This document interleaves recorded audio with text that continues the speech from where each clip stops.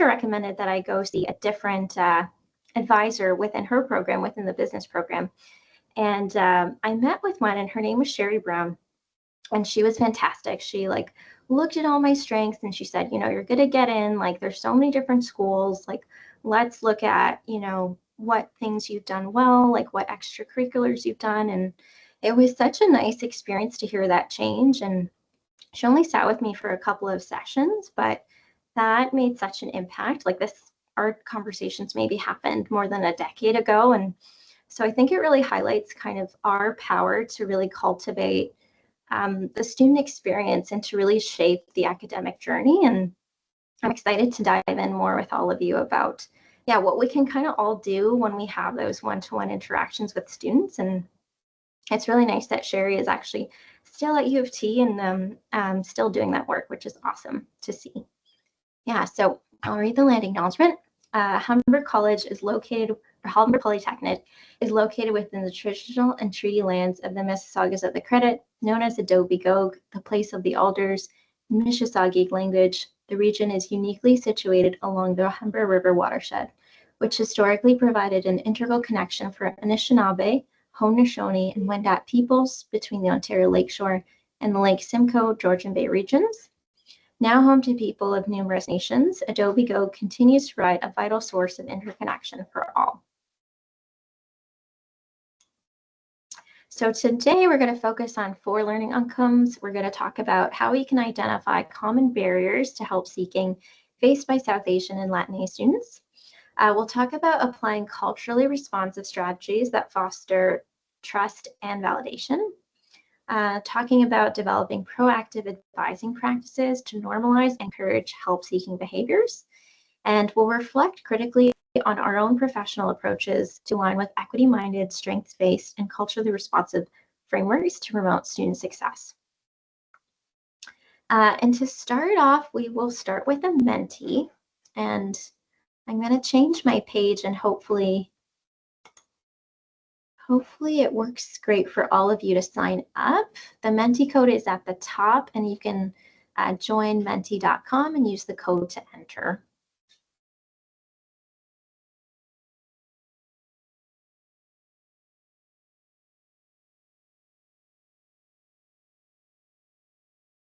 Oh, great. Yeah, first question, what % of the Humber student population identifies? Cynthia, we can only see the Mentee activity screen, not the Mentimeter. Okay. How do I change it? Let me maybe I'll try resharing. Let me try that again. Dun, dun, dun.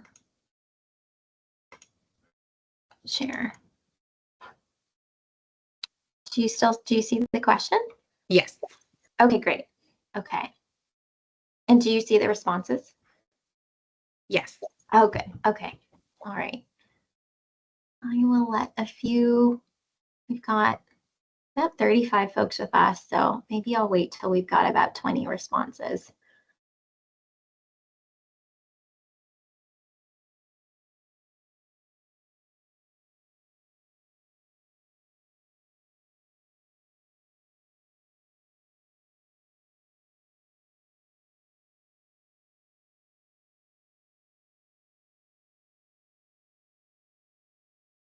Okay, well, looks like that's it. It's funny that, oh, there's one person that thinks it's 32.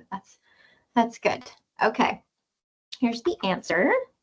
So it's actually 42.5%. So it's quite a large population of our students that identify as South Asian or Latine. It's also possible this could be larger because there are sections on the Humber Student Success Survey that allow students to give an other version. So it's quite a high population that makes up our student body. Okay, I'm going to go to the next question. What % of Humber students do not know where to go for counseling or advising services?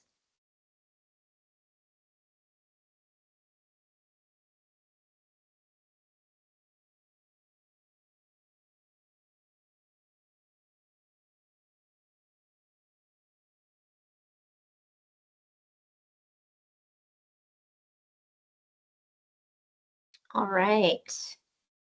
And the answer is, if you said 29%, you are correct. So 29% of Humber students said on the Humber Student Success Survey that, they have poor knowledge, or they're kind of neutral in that they don't really know where to go for counseling or advising. So quite a lot of students, 1 in 3, don't really know. So I think it highlights our role in creating that sense of support, but also helping with navigation, helping students know, like, this is where they can go to get service on campus. All right, I got one more for you. What percent of Humber students do not know to seek help when they need it?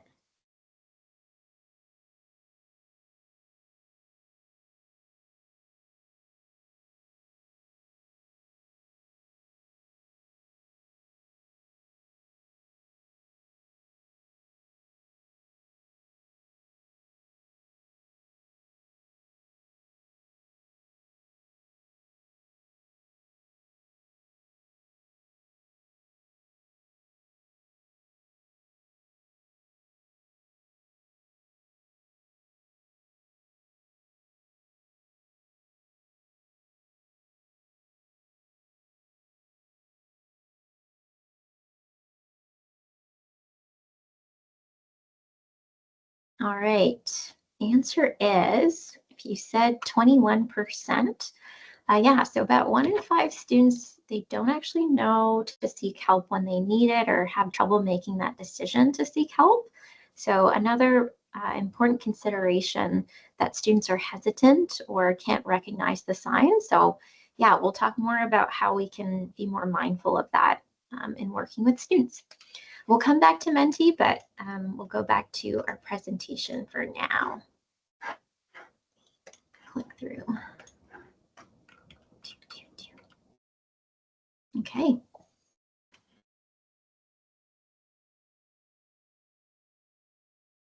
Yet we can't see the slides yet. Oh, I'm sorry. I'm struggling today. It's okay.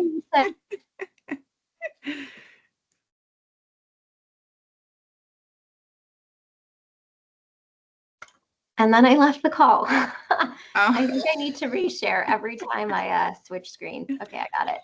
I got it. Can you see it now? Good. Yes, we can see it.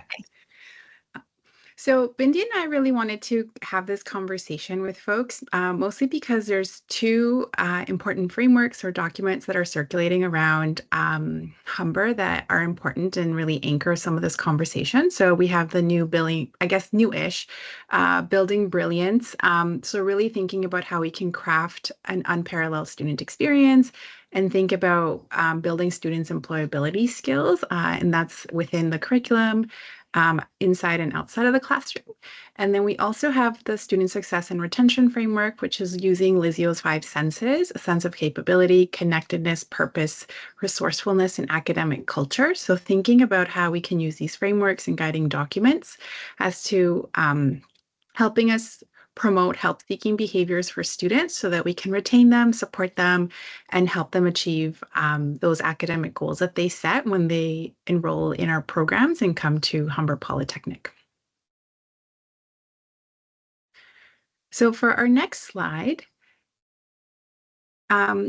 we wanted to also provide you with some definitions to help ground the conversation. So one of the things that has emerged in the literature is that help-seeking behaviors are quite different between Gen Z and millennials. So whereas millennial students were more open to asking for help and asking questions, some of the literature is showing that Gen Z, which are students from, I think, born from I can't remember the specific year, but we know like younger students who are now in like their early 20s are more hesitant to reach out for help and really have that kind of support. So the reason we want to also promote help-seeking behaviors is because we want to help students feel empowered to ask for help and receive help, as well as giving them information to access resources.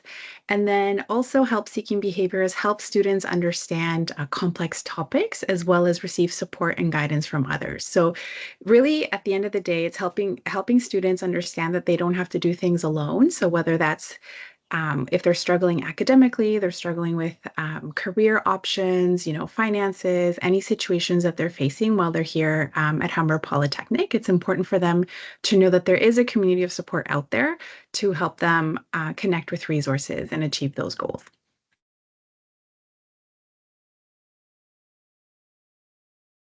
All right, we're going back to the Menti. One moment.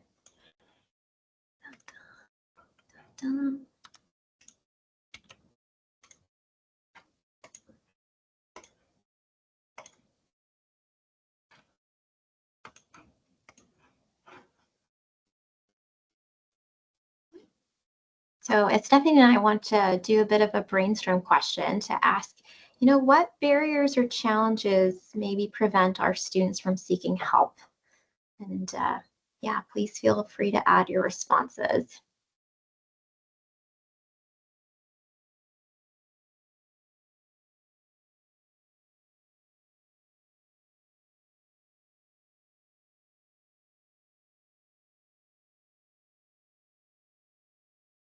Okay, I'm going to read them as they come up. So language, shame or stigma, fear of being judged, awareness of the support, reaching out and being brave to ask, not knowing where to begin, cost, parental pressure, unclear on where to go, shame and embarrassment, anxiety, overwhelmed by not knowing where to begin, lack of time due to, but not limited to, family obligations, multiple jobs, negative prior experience, not knowing that things can get better, language barrier, fear to be judged, or have been growing up in an environment seeking for help is not a thing, lack of representation. I do want to add that these are really great responses. I was teaching yesterday was Monday. So I had 2 classes yesterday, and I actually brought this question to students in my class. And I said, what prevents you from accessing help on campus? And your answers really mirror what students were saying, like, especially around having a prior negative experience, preventing them from seeking out help, not knowing where to go, lack of awareness of what services are out there, or not knowing how the services can help and support them. Yeah, so this is like spot on.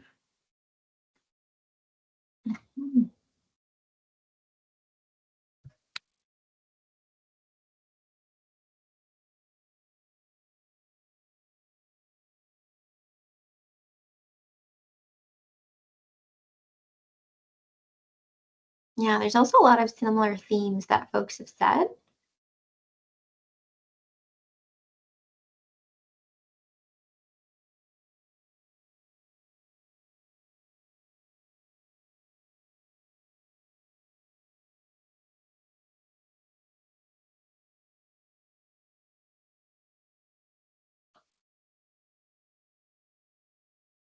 Well, given the expertise in the room, maybe this might be a good time to invite one of our colleagues, an advisor, just to share an experience that they've had with students that they've seen through their practice. So maybe expand on the comment that you've made. You're welcome to share, because I think it's also about learning from each other.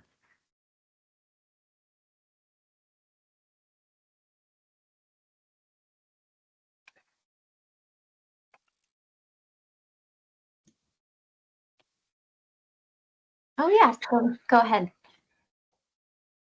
I shared language because just thinking about you maybe coming from a different background, a different country, and you hear everyone speaking in with an accent, a Canadian accent or whatever, English, and your language is different. You feel sometimes a little intimidated that you may ask and not sure how to ask and how you may be treated. So with that language, or you may not understand, or they might not understand what you're asking.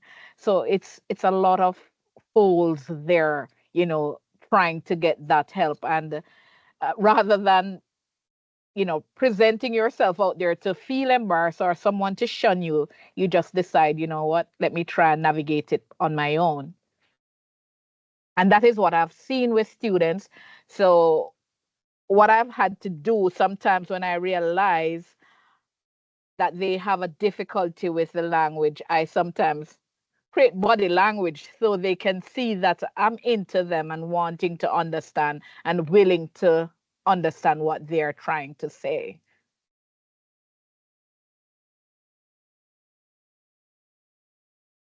That's really great, Shernette. And I see that you're also providing validation and creating a safe space for folks, which is exactly what we're going to be talking about in a few slides. So thank you for sharing and supporting students in the way that you do.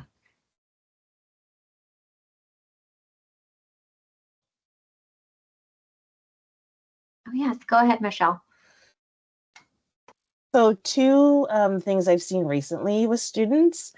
I've been working with one very closely it's very challenging for her to ask for help. Like she's so embarrassed. She's got a tough situation, but just constantly feeling embarrassed. Like every time she's asking for one thing, even if it's just a small thing, like where is a resource for something, she's just feeling very, very embarrassed. So I started to notice a little bit of a trend, remembering that student and a few others, of just this embarrassment feeling like I have to ask for help, like I have to humble myself and ask. And it's been really, really hard for them. And in my sessions, I kind of try to get into their head about like what was going on at the time with your grades and your semester. And that's when I start to hear some of the things. And they just said, I was just honestly too embarrassed to just admit that I needed help. And that goes into the second part where I'm noticing there's the opposite, where students have a lot of pride, thinking like, I don't need that resource. I can figure it out. I'm good. Like that's for people that have other things. That's not me, right? Like a lot of denial. And then there's a lot of pride in that.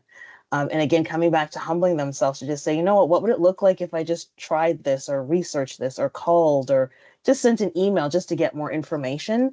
So I've been also working with students now to just help them understand that like help doesn't mean like you've got to go and sit in that counseling chair and like pour out your whole heart feelings. What would it look like if you just sent an email or even just figured out where it was, at the Lakeshore, at the North Campus, just doing these little small things to help you get comfortable with maybe making that big step if you choose. So I've really enjoyed this conversation because I can see how there's so many elements for students looking to get help and how there's so many barriers that impact them from reaching out. Mm-hmm. Thanks for adding that, Michelle. And I love that. Like, what would it look like, right? And just giving students that opportunity to embrace learning and try something new, even though it might feel scary. So I love that. I'm going to try that again. I'm going to try that next time.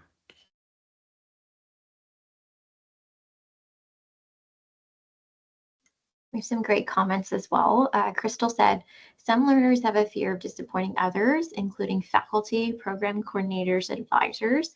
I try to very intentionally emphasize that asking for help is a good thing. No one here is disappointed. We want learners to ask for help. Yeah, it's a great way to normalize help seeking and to remove the shame from it. And Milena said, I deal with mature students doing part-time learning, mainly online. A lot of it is the lack of confidence in themselves, thinking they are too old to learn or can't learn due to technology issues. Right? Yeah, so adjusting.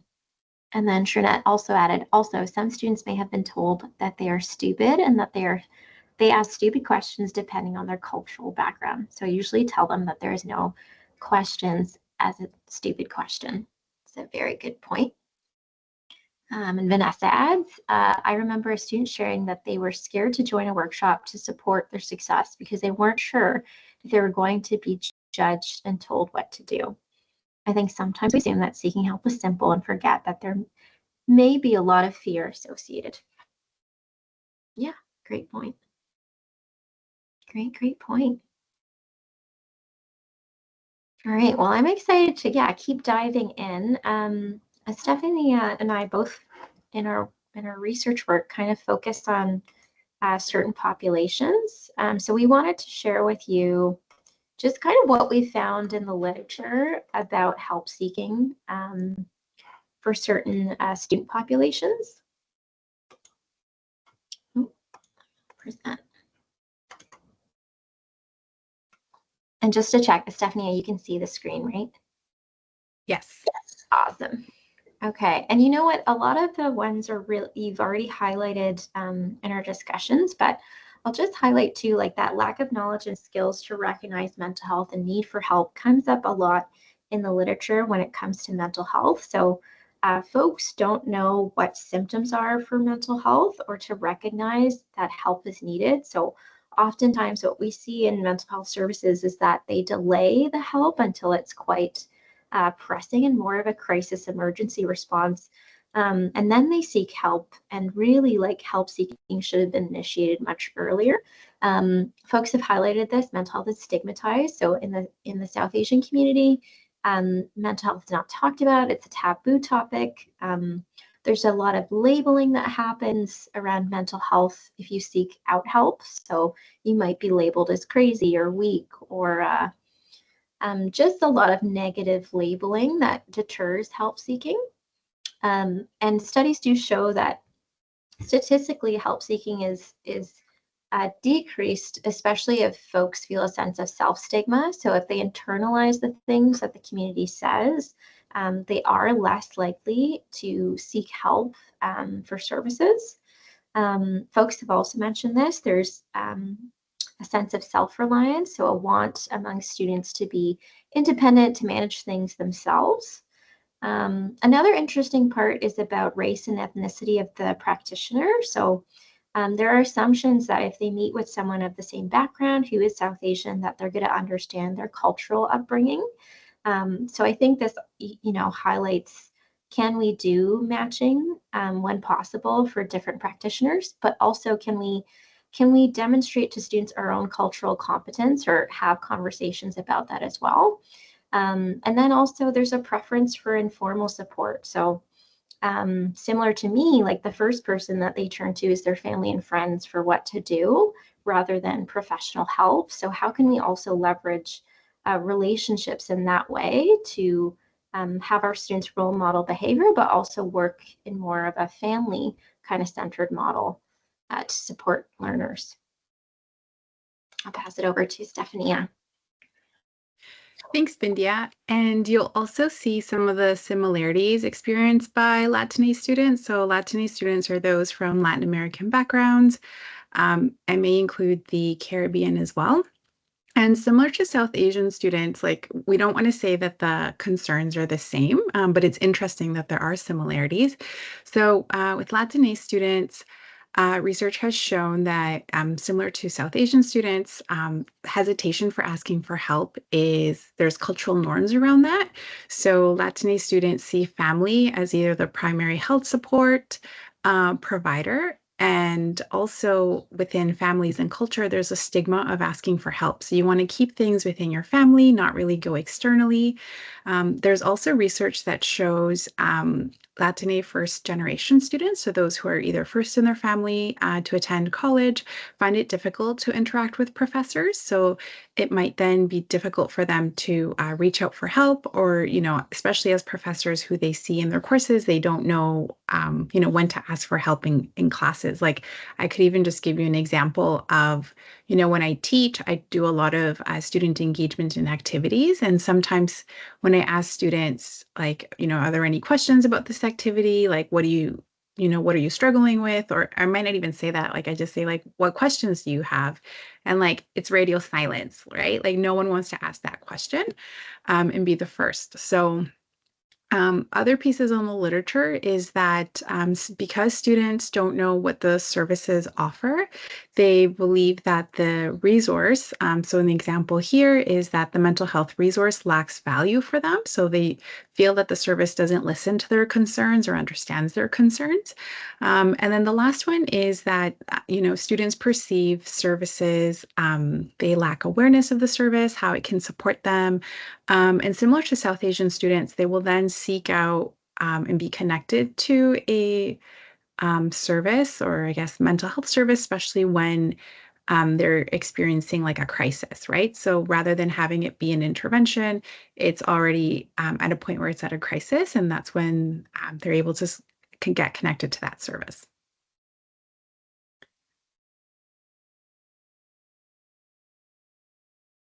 So what we wanted to introduce you is just a framework as to how to support and validate students. And I believe that for most of you, this is going to be very validating, as it is, we're also encouraging you to validate students. So I believe that most of you are already practicing. So Dr. Laura Rendon is a higher education scholar who coined validation theory. And validation theory refers to the intentional, proactive affirmation of students by in and out of class agents. So this would be faculty, advisors, in order to validate students as creators of knowledge, as well as valuable members of the college learning community, and provide, personal development and social adjustment. The reason that we're talking about validation theory is because when this was developed, it was really centered around supporting the success of traditionally underserved, low-income first generation, as well as racially minoritized students. Validation theory is an active and inclusive process that consists of proactive support, as well as messages from educators to students that recognize and affirm their capabilities. So it's really a strengths-based model, and it really focuses on identifying students, validating their backgrounds, validating their identities, and focusing on their capabilities and recognizing their assets and strengths. So with validation theory, there's also been the ecological validation model. So it was really expanded to think about how we can create campus spaces. So for our next slide, Bindia.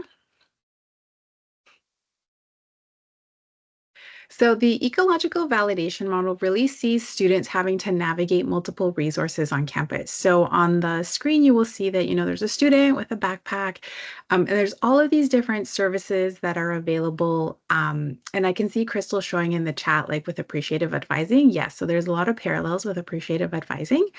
And a lot of the time, students are having to navigate all of these services on their own. A lot of the services are very siloed. I know prior to joining the Faculty of Liberal Arts and Science, I was working in student wellness and equitable learning. And, there was a lot of work being done within our department to do collaborations. But at the same time, I would say that more work can always be done, right? And the ecological validation model and validation theory, what it's really asking us is that not only are we affirming students' identities, but we're also using 7 norms to support students. So the theory is based on a 6-year longitudinal study that happened at an institution over 3 campuses. So like hundreds of students were involved in this, and they really identified, what are those 7 interventions that can support students. So the 7 interventions is, within student success and engagement, and here at Humber Polytechnic through the Lysios framework, we're, I feel like part of this is already being implemented. So seeing students as, holistic learners. So considering all of their aspects of their backgrounds, their identities, their personality and goals, as well as their academic and interpersonal experiences, and connecting them with resources and opportunities.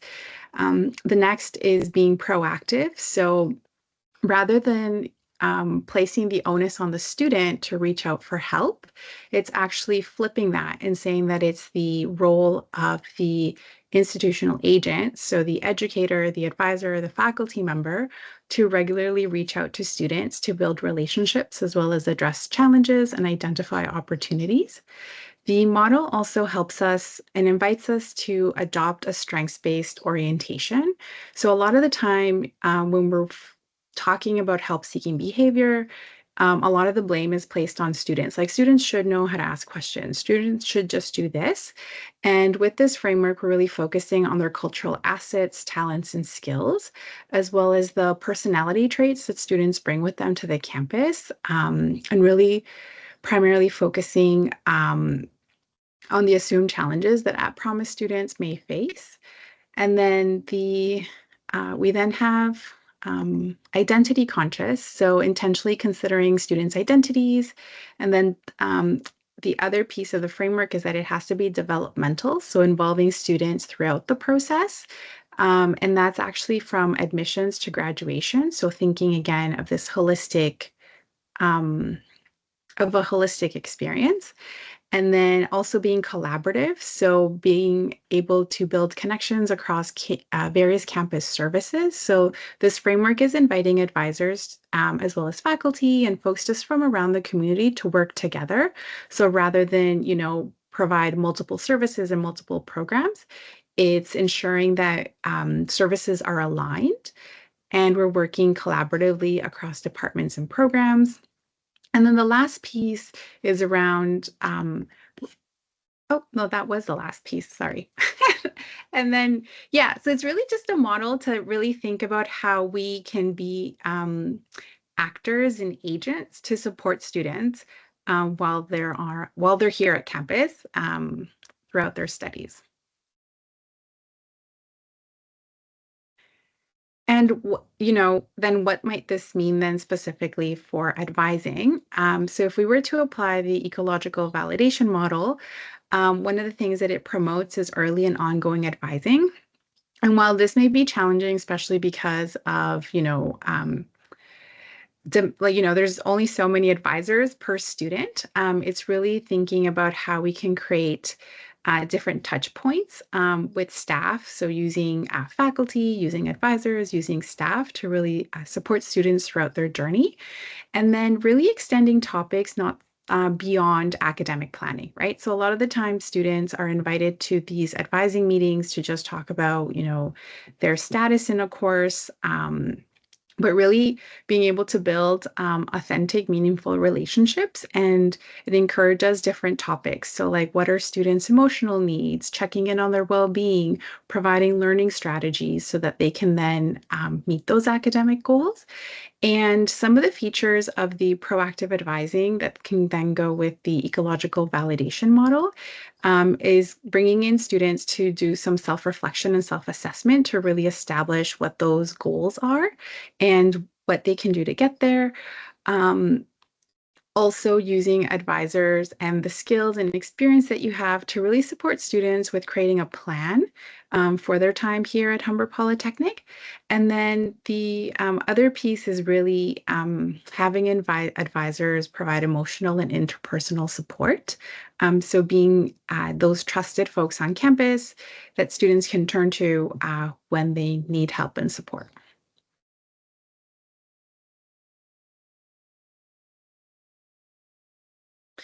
So we did want to leave you with some strategies and takeaways that folks can do. And again, based on our earlier conversation, I believe these are some strategies that you're already doing. So I hope that you feel very affirmed in your practice.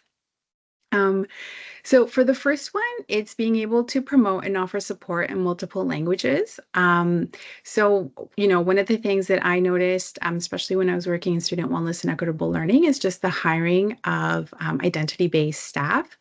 And that just allows folks to meet with a practitioner or an advisor with their that I guess matches their identity.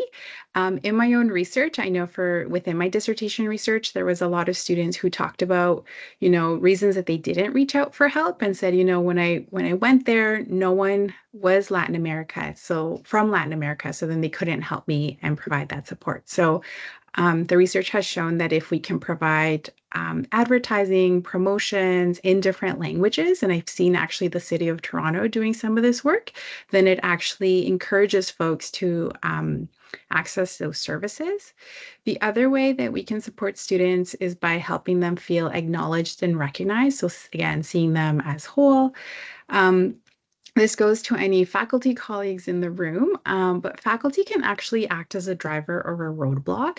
So faculty are in a position to provide and integrate services within the classroom. So I know that sometimes advisors can be invited into the class to do a mini presentation, or can also be invited to do customized presentations. So faculty can then be a driver for helping students, connecting them to those resources, and even just sharing, when I was in school, these were the services that I used. So then it helps students see themselves. Like I know when I'm teaching, I tell students that, I would go to the writing center, right? I had no idea what the writing center was about. I had, felt very confident about my writing. But when I went to the writing center, I did see my writing improved, and I got a lot of different positive feedback from from that service. So once you start making those connections, and it encourages students to see why it's important. The other piece that has come out in the literature, and I know that this may be sometimes contentious with folks, is just considering the role that families can play in student success. So a lot of the time when we talk about student development and student success is we try to promote students as individual, what would be like as more individuality, right? And removing them from their communities and their families. One thing we see within Latinx students is that family is really important.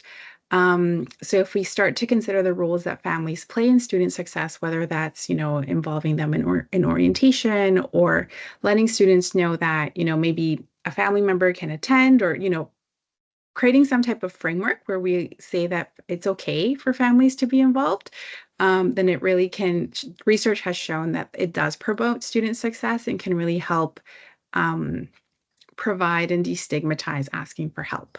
And then lastly, when we're applying the ecological validation theory, it's really about building those authentic relationships and helping students understand their needs. And it is also asking advisors, departments to really think about the data that we have access to and how we can use that data to offer individual as well as group-based support based on similar interests and similar needs.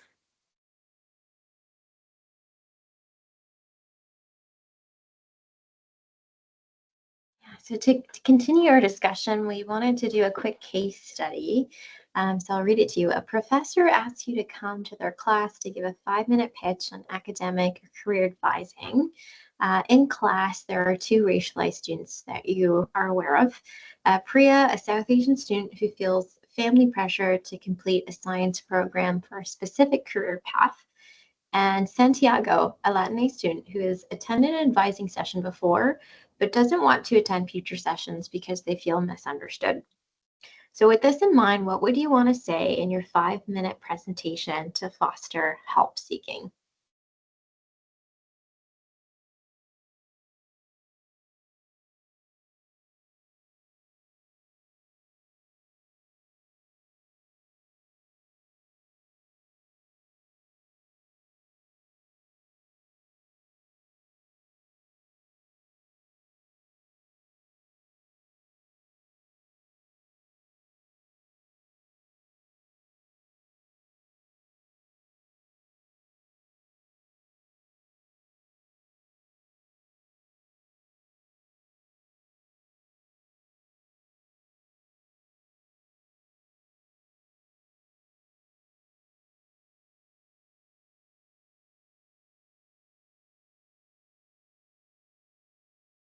I know it's different to think on the spot, but yeah, if you could share what you already do in your practice, because I know a bunch of you already do based on our previous discussions. Maybe share what things you already do to create that environment. All right. Yes. Thank you, Shernette. Sorry. I don't know if this is the right answer or whatever, but if I identify as the student, like the student, I would probably try to share my experience, um, so the student can see that or see in me a sort of role model that I have been through situations, or I identify accordingly, and will feel more comfortable to um ask. I don't know, because what I do in the archives, I will say what I do in the archives. When a student come to the archives and they see that I identify like them, they're willing to open and ask questions. So I sometimes will just ask about something in the room, and then I would get them talking with me and expressing themselves. That's how I get them to talk. So, and I share my experience with them, and then they realize that, oh, she's similar to me, or she's just like me, and I can feel comfortable to share my experiences. So I'm not sure if that is what you're looking for, but that is how I push my students to speak when they come to me and identify like me, in a sense. That was great. I feel like you highlighted a bit of a two-part. Like it seems like you do a bit of an icebreaker to break the ice, get them a little bit comfortable, and then you build a bit of trust by sharing your own experiences so that they can say, hey, Shernette knows what she's doing. You know, it seems like she can support me in this way. So you're creating that space to seek help and creating that kind of competence as well. So I think those are great strategies. And role modeling is definitely a strategy used in health promotion to promote behavior. So I think that's excellent.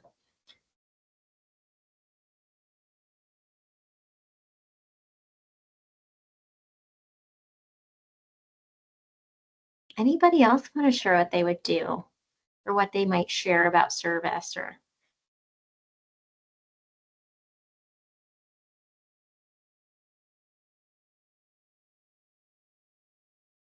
Oh yeah, thank you, Vanessa. Yeah, I'm thinking maybe like validating that experience and even sharing examples of conversations that we might have with students who are in similar situations and how we would navigate that. I think something that I often hear from students who, for example, just looking at that first one, like a student who feels family pressure and they're kind of torn between what they want to do and what their family wants for them, and kind of being careful with uh, like not to discount the weight that their family opinion holds. And just maybe sharing examples of, you know, we often have conversations with students who are feeling this way, and we are here to support. And maybe this is an example of how we would navigate that. Sometimes that kind of opens the door for them to feel comfortable with what to expect in those conversations. That's great. Yeah, I think I'm going back to like the literature piece about those cultural assumptions. I think there are assumptions for racialized students that when they come to a westernized environment, they're going to get that reaction that like someone's going to look at them and be like, you're an individual, you're going to make this decision independently. And what you're doing right now by kind of like yeah, understanding the weight of that, of their family and that value, I think is a really great way to practice validation theory.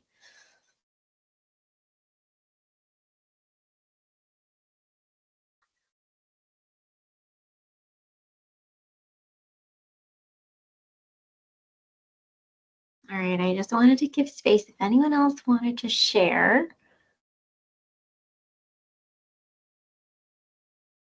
Oh, thank you, Yasmin. Hi everyone. Something that came to mind for me is in the context of this case study is really explicitly stating that we're providing non-judgmental support, I think can be very helpful. So like actually speaking directly to any perceived anxieties can help. So clarifying that, you know, we're not here to judge. We want you to bring your whole self into your session, and our goal is to really meet you halfway. And I find speaking very plainly can be very affirming to students because you're kind of um, you're bringing those anxieties like into the light, right? So instead of them remaining kind of subconscious, you're really just creating room for the dialogue. And if they do have concerns about judgment, they now know that they can openly share that with you because you're conscious and aware and you're naming it. So yeah, I find speaking directly and plainly about the fact that we're not here to judge goes a really long way.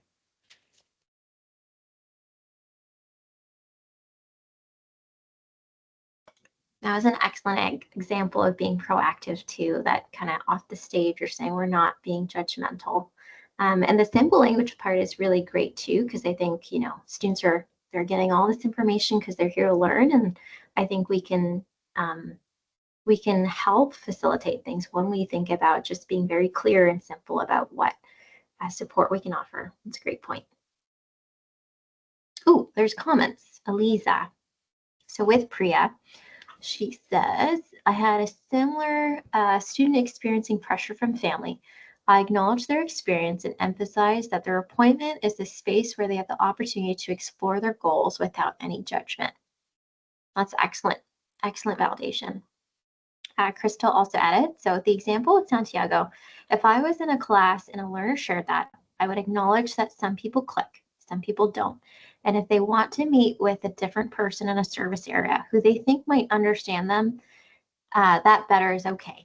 We can chat after about who they might be and I can connect them. That's that's another great point, going back to identity and really honoring that. Awesome. Would anyone else like to share anything final?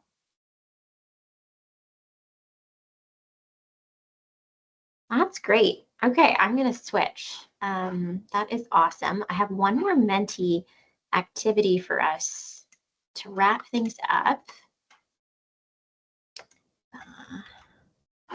Share you right now.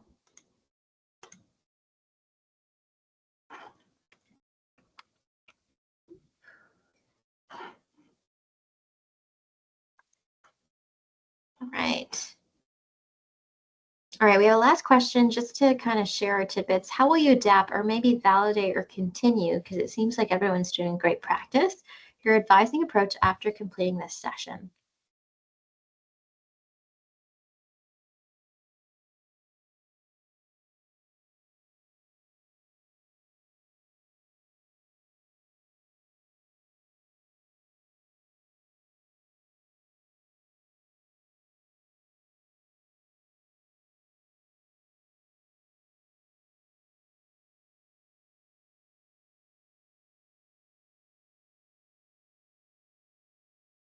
It does not allow you to write an option.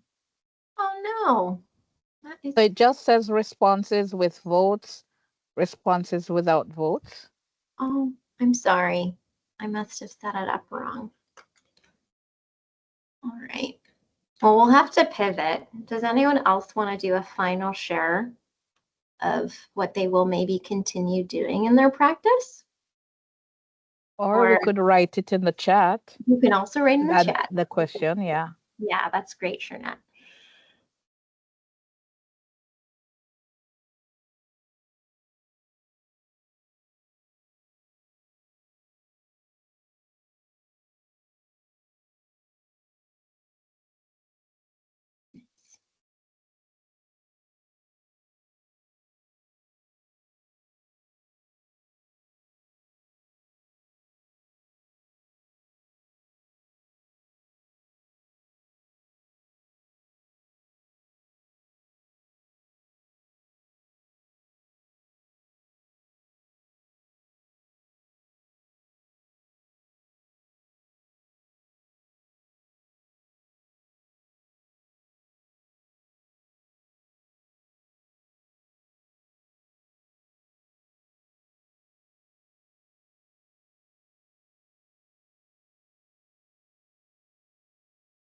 All right, we've got one. Awesome. Trying to break the barriers of seeking support and ensuring it's judgment-free and they will feel safe to seek help. Even if they had a negative experience, they can try again and have a positive one. Awesome.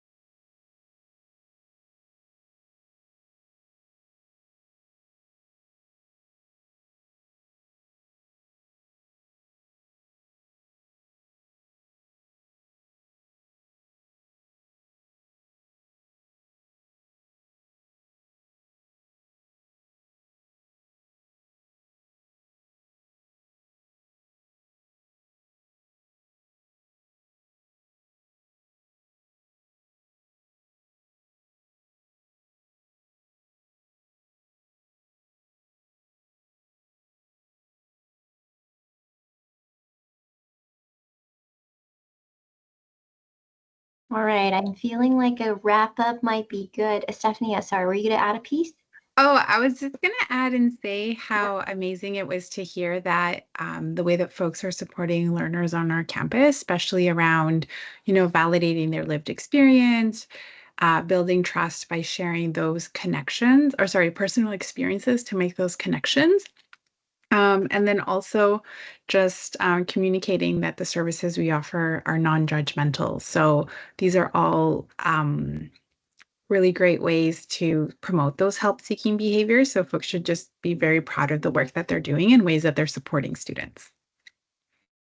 Yep, I agree. I also think there's power in sharing that too, with faculty, with student staff, with other peer staff on campus. It's another great way to kind of promote the efficacy, the effectiveness that the services on campus will help them achieve their academic goals and eventually, their career goals. So I think sometimes we don't always give ourselves space to have those conversations because we have appointments or things like that, but there's a lot of power to that. So I hope I'm also validating those conversations that you have with other folks at Humber about the work that you're doing. And I see some other comments Michelle also added. So I think it's important to meet the student where they are with Santiago. If you did not have a positive experience, what are some ways to change this? Yeah, excellent point. That's very quality improvement driven and very important.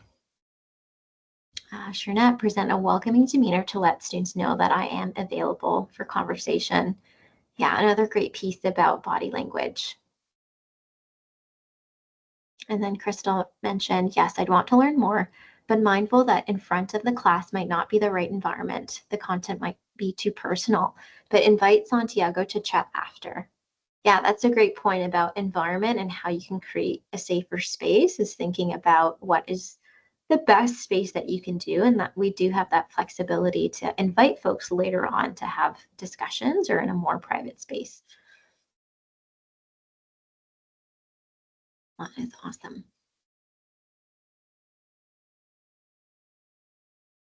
Awesome. Yeah, I feel like I've learned a lot today. So thank you all for sharing and yeah, being transparent about your experiences and also, creative brainstorming what you would do if you have these experiences. So yeah, I'm just grateful to share the space with you. And yeah, I hope you have a great Tuesday. Take a little bit of rest for yourself because it's the summertime. Yeah, definitely apply some self-care too. Oh, Shernette, I saw you in mute. Did you want to add something? Or maybe not. Sorry. No, it's Sorry. okay. No, that's okay. Awesome. Okay. Well, have a great Tuesday. And hope you enjoy the rest of the advising conference. Yeah. Have a great Tuesday. Enjoy the conference. Thanks so much. Thank you to Bindia and Estefania for spending time with us today. That wraps up day one of our advising conference. I'm going to throw the link in the chat for the rest of our workshops. So tomorrow is also virtual, and then Thursday is our in-person sessions. So we look forward to seeing you all to whatever you join. But thank you so much and take care. Bye, everyone. Take care. Bye.